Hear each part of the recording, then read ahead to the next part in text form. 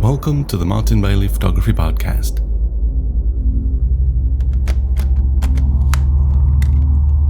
It's September 9, 2014, and this is episode 438.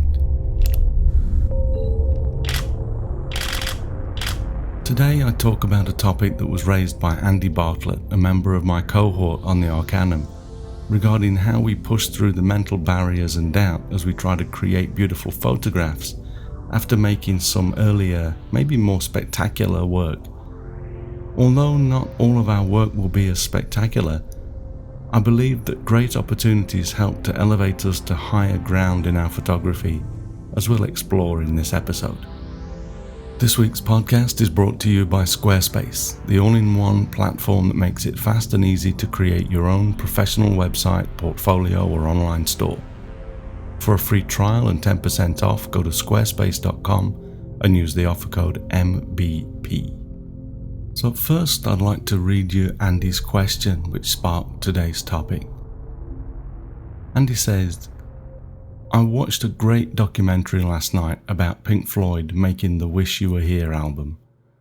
This album came out after Dark Side of the Moon, which has been a huge critical success, and they suffered that situation that so besets music groups. What if that last album was the best we'll ever do? And how do we make this next one even better? Does the next picture we make have to be the best ever? I want to improve, says Andy, but can this desire stop us from producing anything at all? So, this is an absolutely amazingly great question, and one that I thought about for a while before posting my reply in the cohort in the Arcanum, and it's been playing on my mind a little every so often since. So I'd like to relay an expanded version of my thoughts on this today. It can certainly be difficult to beat your previous work, and it's not always possible or even necessary to do so on an image-by-image basis, but I want to explain what this means to a creative and what I feel is important to aim for as we progress and hopefully evolve into better photographers. If you've listened to this podcast for a while, you may have heard me say that I believe that our most recent work should be our best, and I still believe that. Of course, the images resulting from our efforts as we continue to create may not be as striking as those that we make during a trip to an amazing location or of a special subject. There are times, of course, when we visit an extraordinary location and the stars align and we come home with absolutely stunning photographs.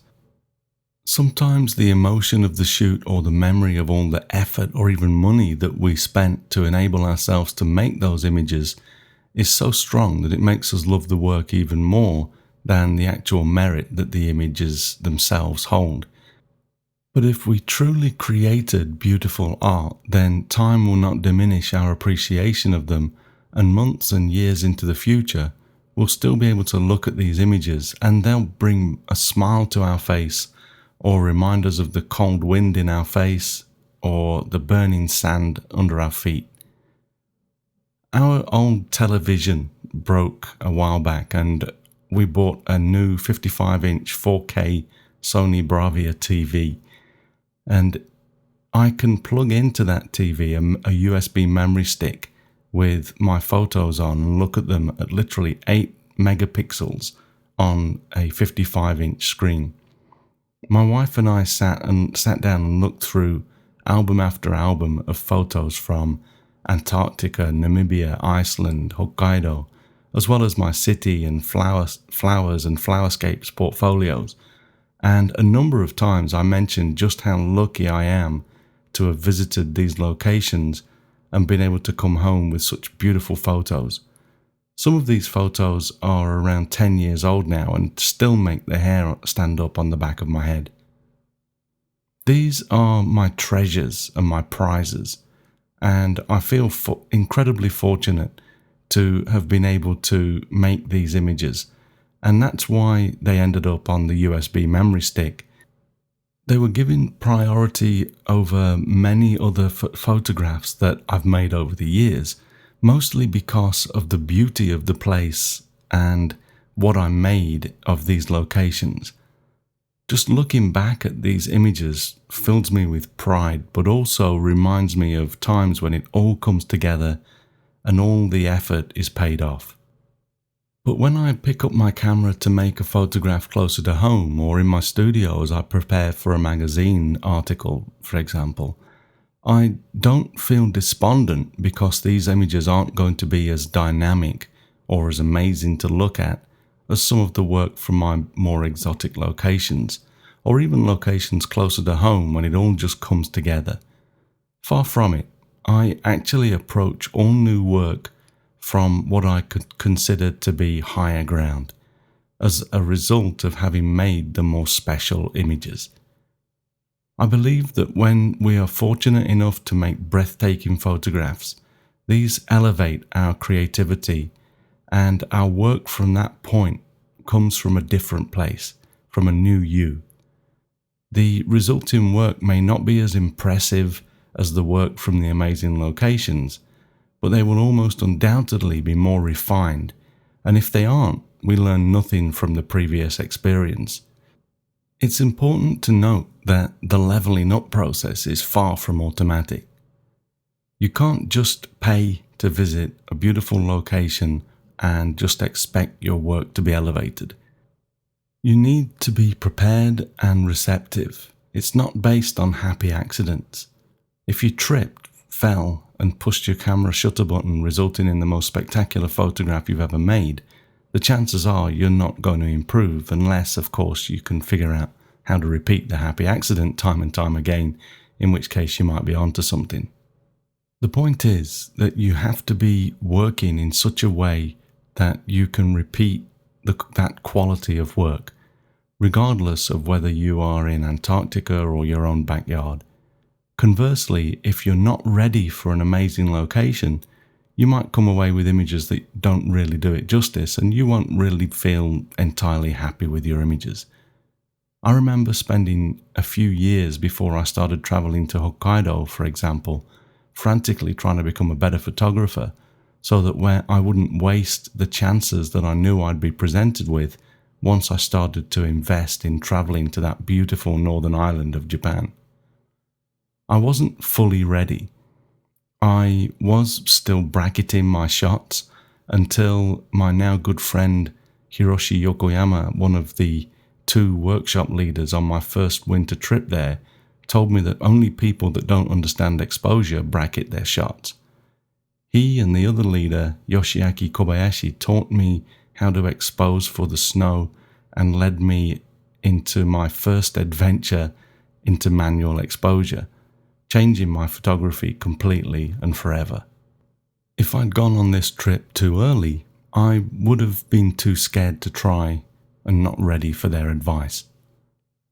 I'm using my own experience of growing from the locations that I visit, but this will of course be different for you.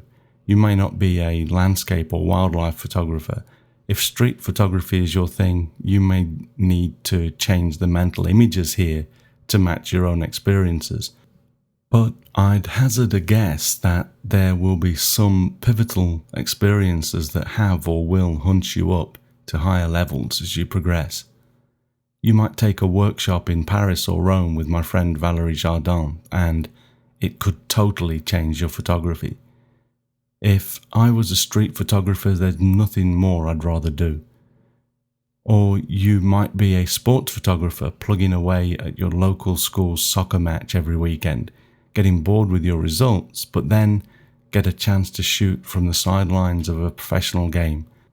It's then that all of the work you did shooting the school soccer matches is going to help you, nervous as you are, to make the most of your chance in that stadium. Whatever the situation, if you're ready, it will almost certainly change you. These are our Dark Side of the Moon albums. These are the experiences that move us to the next level. Pink Floyd was an amazing band to make that album, but having made it, they were elevated to new ground, and with that comes expectations and pressure. They earned the right to be where they were, and it was up to them to continue on their creative path and on to even greater things. I believe that we are the amalgamation of everything that we experience as we move through life. Everything that you do becomes a part of you, and the same goes for photography. You cannot help but be affected by all of the photographs that you make. They become part of you as much as the character that you build as you go through life. Some experiences are more character building than others. I'm sure I was changed more by the experience of finding that pesky brain tumour in my head 3 years ago than I was by the act of eating a rice ball wrapped in seaweed for lunch today, and the same goes for our photographic high points.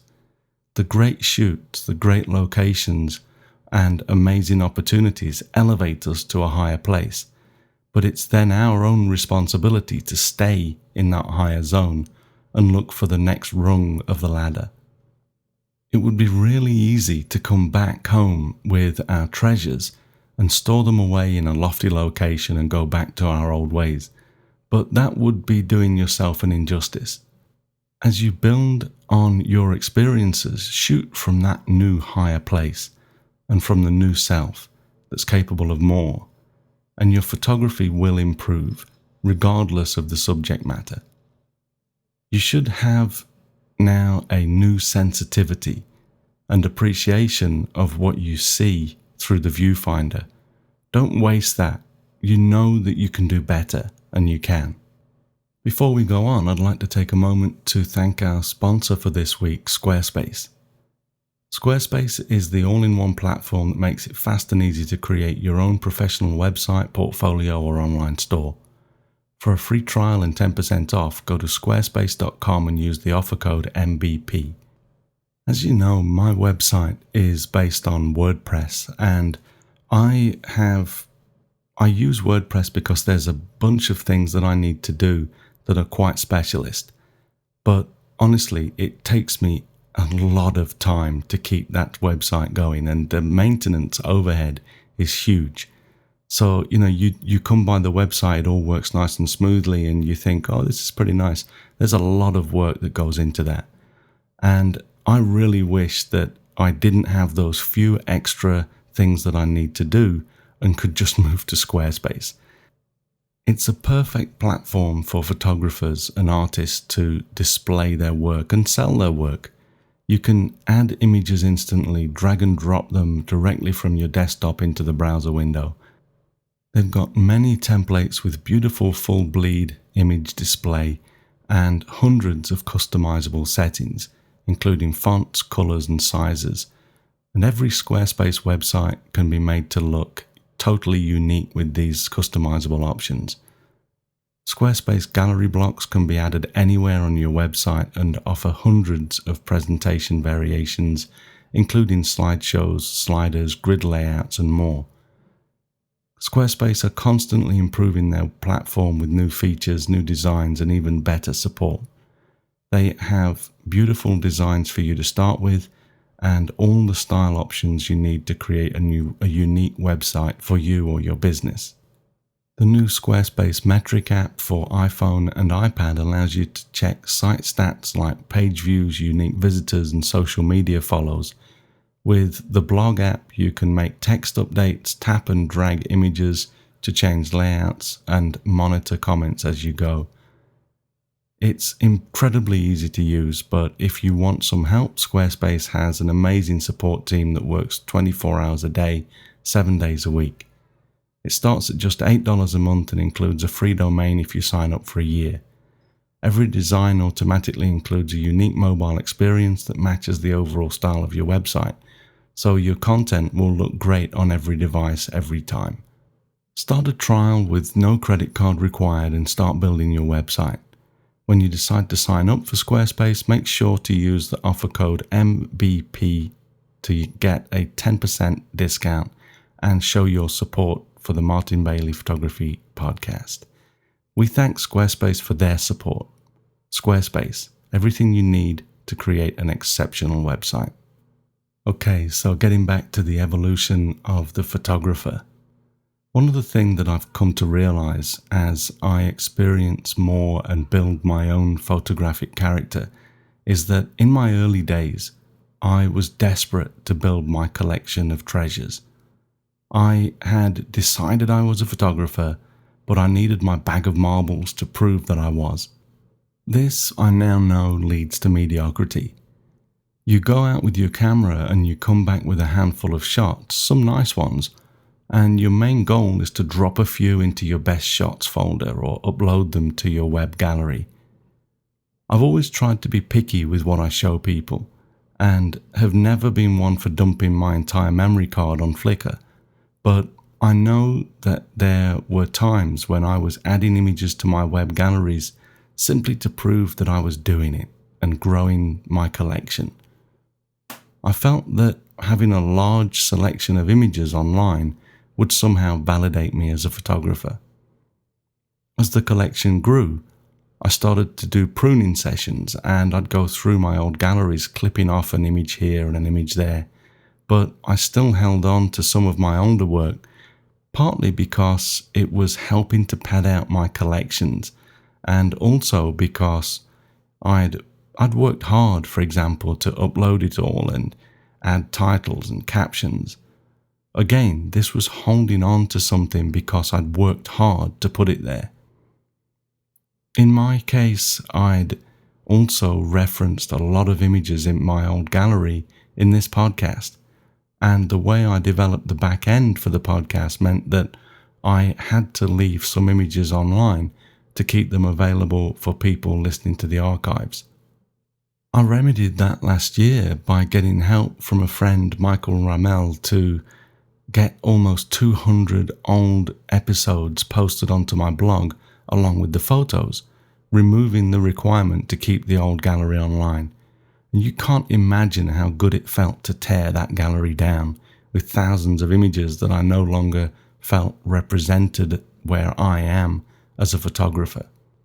Some of the images are still there in the blog post, which is fine. They're part of my history as a photographer and a content creator, but as an artist, they no longer need to be in my portfolio, and that is what I created to replace my old galleries.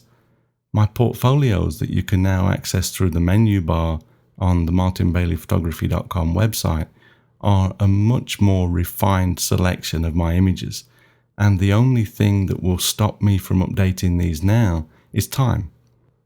I can now go in and much more easily remove images that I don't want to show anymore and add new work or a new portfolio gallery as necessary, and that's been liberating. To get back to the point though, I reached a point a few years ago where I had enough photographs that I was happy with, that I no longer felt the need, the urge to continuously add new images unless they actually built on my portfolio.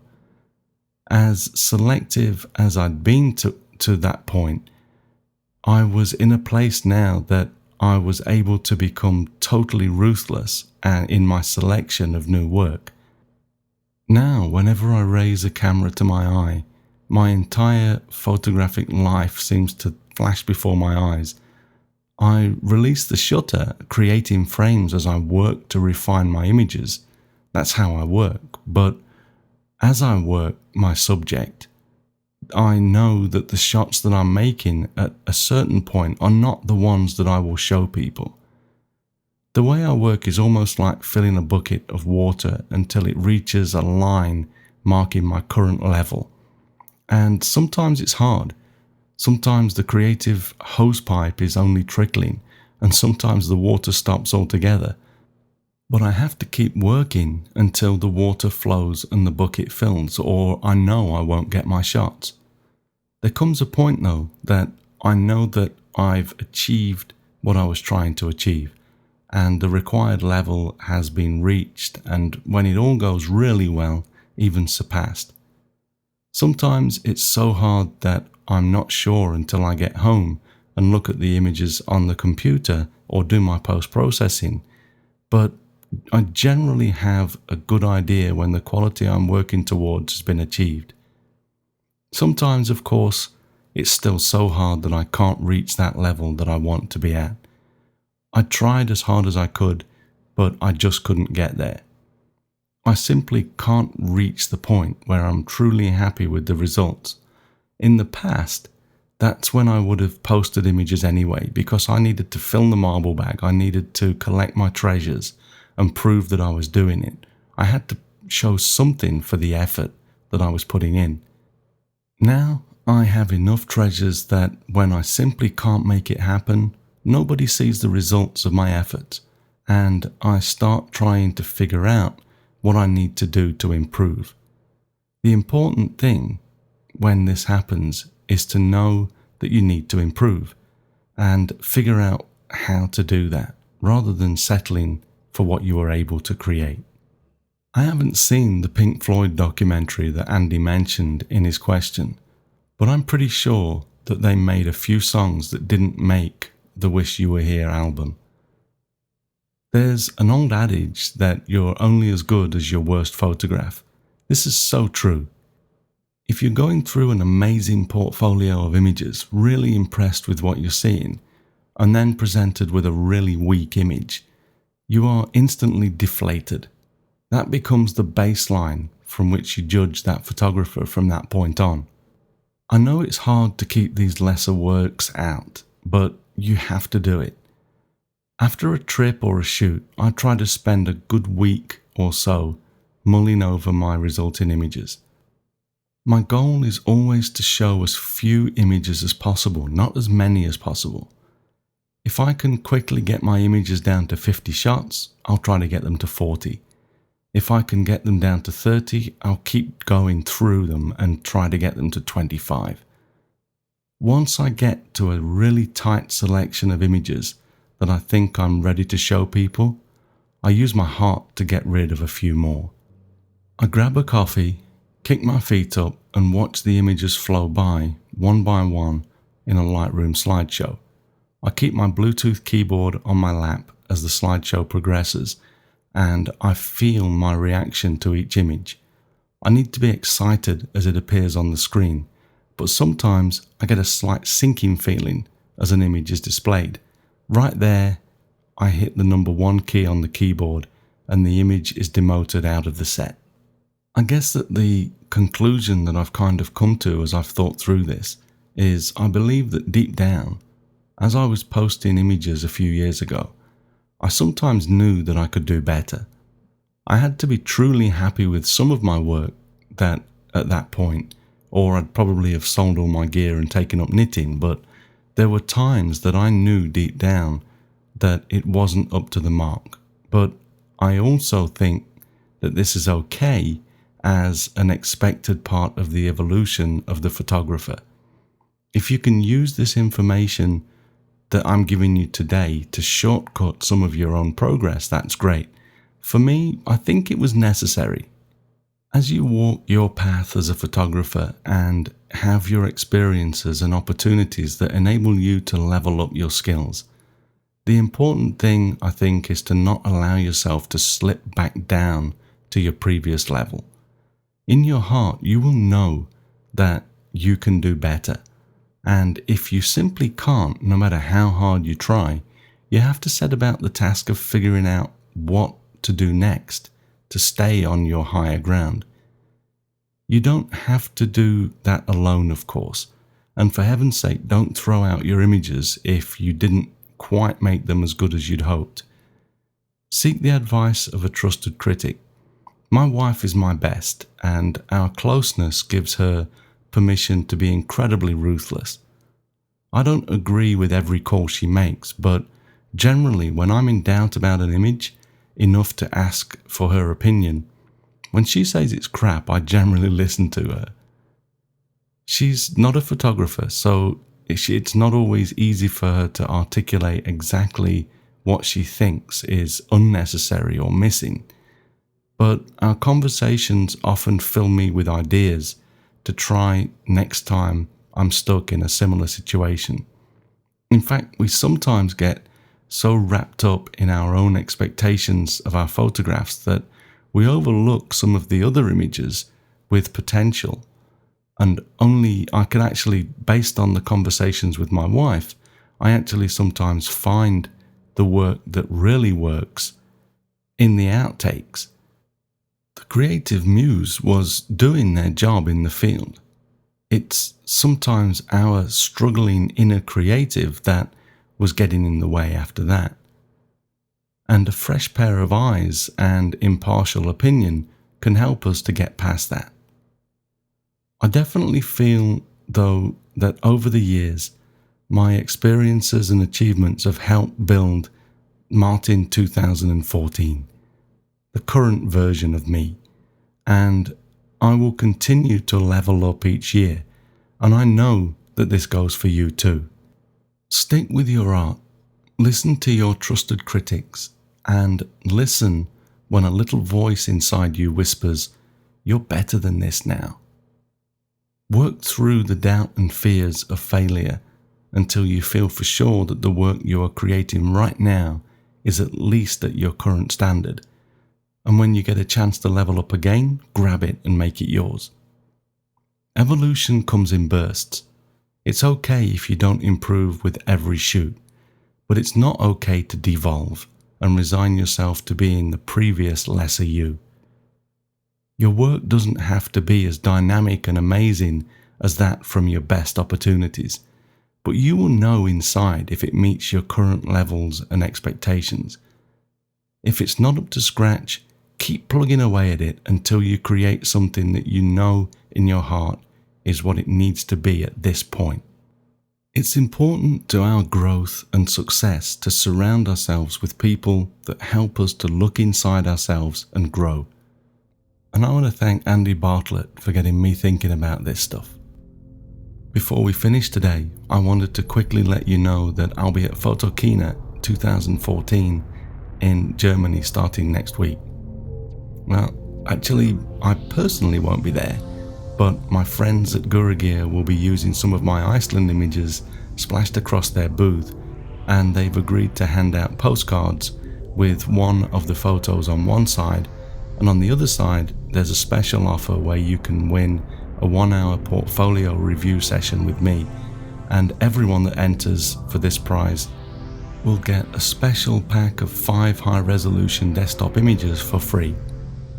The webpage address that you need to visit to enter and claim your free gift and enter for the prize is on the postcard, so do drop by and say hello to my friends at the Gura Gear booth and grab a postcard or two for you and your friends. Thanks very much for listening today. Remember that you can find me on Google+, Twitter and Facebook, etc., and links to everything that I'm up to are at martinbaileyphotography.com, so do drop by and take a look. I'll be back next week with another episode, but in the meantime, you take care and have a great week, whatever you're doing. Bye bye.